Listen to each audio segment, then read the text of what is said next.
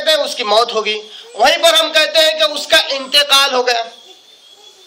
جبکہ موت لفظ یہ حقیقت میں موت کے لیے استعمال ہوتا ہے، جس میں اس کی جان کے چلے جانے کا، روح کے چلے جانے کا، سارے اختیارات کے سلب ہونے کا، دنیا سے فانی ہونے کا، یہ سارے معنی لفظ موت دیتا ہے۔ مگر کیا انتقال جو لفظ ہے یہ سارے معنی دیتا ہے؟ نہیں، انتقال کا لفظ صرف اس لیے استعمال کرتے ہیں کیونکہ اس کی روح عالم دنیا سے عالم برزخ میں منتقل ہوتی ہے، اس لیے اس کو کیا کہتے ہیں؟ انتقال۔ حالانکہ اس کا جسم نہیں جاتا ہے، صرف اس کی روح منتقل ہوتی ہے ایک عالم سے دوسرے عالم میں، اس لیے ہم کہتے ہیں انتقال ہو گیا۔ 100% مرنے کے لیے استعمال نہیں کر رہے ہم، صرف اس کے روح کے ایک جگہ سے دوسری جگہ منتقل ہونے کا جو پروسیس تھا اس کے لفظ انتقال استعمال کیا۔ اسی طرح وفات کا لفظ 100% موت کے لیے استعمال نہیں ہوتا ہے، بلکہ وفات کا جو لفظ ہے وہ انسان کے اختیارات کے سلب کرنے کو وفات کا لفظ استعمال کرتے ہیں۔ تو گویا کہ آیت کا ترجمہ نکلا کہ اے عیسیٰ علیہ السلام، میں تمہارے سارے اختیارات سلب کر لوں گا، تمہیں وفات دے دوں گا اس قسم کی، اور تمہیں میں میری طرف اٹھاؤں گا، یعنی جب میں تمہیں میری طرف اٹھا رہا ہوں گا تمہارے پاس تمہارا کچھ بھی نہ چلتا ہوگا، اور میں تمہیں پاک کروں گا لوگوں کے ظلم سے، لوگوں کی تانا کشی سے، کیونکہ جیسا کہ پچھلے درس میں آپ نے سنا کہ عیسیٰ علیہ السلام کی جو بھی دعوت و تبلیغ چل رہی تھی اس کے خلاف کس طرح لوگوں نے اس وقت کے بادشاہ کے کان بھرے، بہت زیادہ تان و تشنی عیسیٰ علیہ السلام پر کی، بہت زیادہ عیسیٰ علیہ السلام کو بدنام کرنے کی کوشش کی گئی،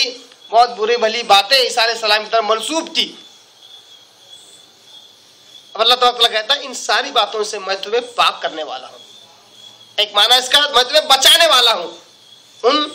جان کے دشمنوں سے جو تمہارے جان کے دشمن بنے ہوئے ہیں، مطہرک، اور میں تمہیں پاک کروں گا من الذین کفروا، ان سے جنہوں نے کفر کیا ہے تمہاری دعوت کا،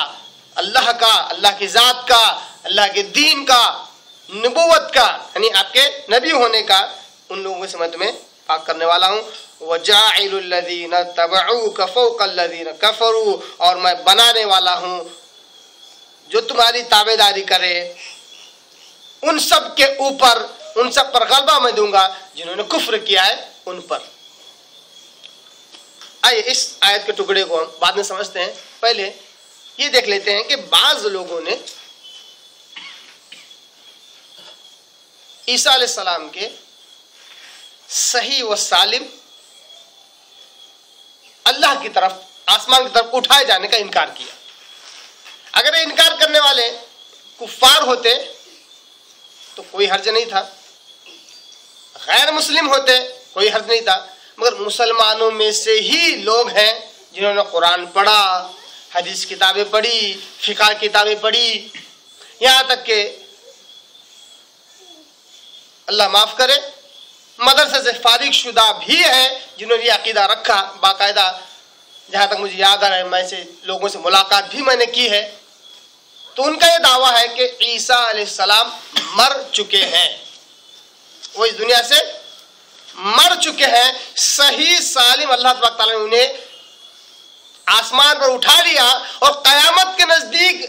واپس ان کا نزول ہوگا۔ ان سارے عقیدوں کا وہ رد کرتے ہیں، کہتے ہیں اسلام سے اس کا کوئی تعلق نہیں ہے، عیسیٰ علیہ السلام ختم ہو چکے ہیں، انہیں بھی ویسے ہی فطری موت آ گئی جیسے دوسرے انبیاء کو آئی، انہیں اللہ نے نہیں اٹھایا، اس لیے قیامت کے نزدیک وہ نہیں آئیں گے۔ اس لیے جتنی حدیثیں ہیں،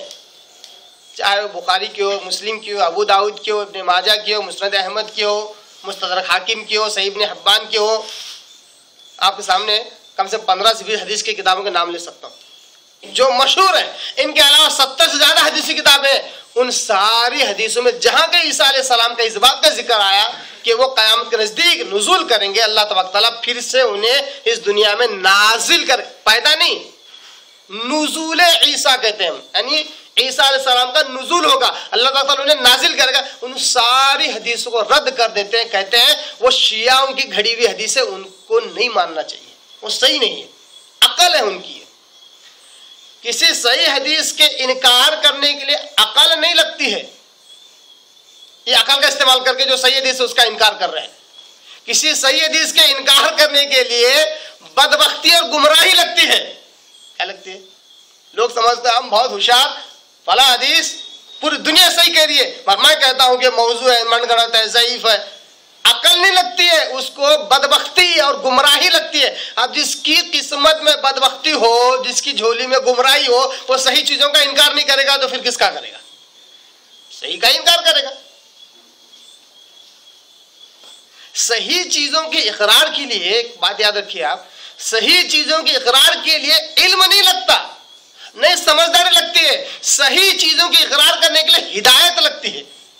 جو کہ خالص اللہ کی طرف سے ہوتی ہے. علم نہیں لگتا. کئیوں لوگوں کو ہم نے ایسے دیکھا جن کے پاس علم بالکل زیرو ہے، مگر جب صحیح چیز ان کے پاس آتی ہے تو بولتے ہیں یار یہ بات تو ہے.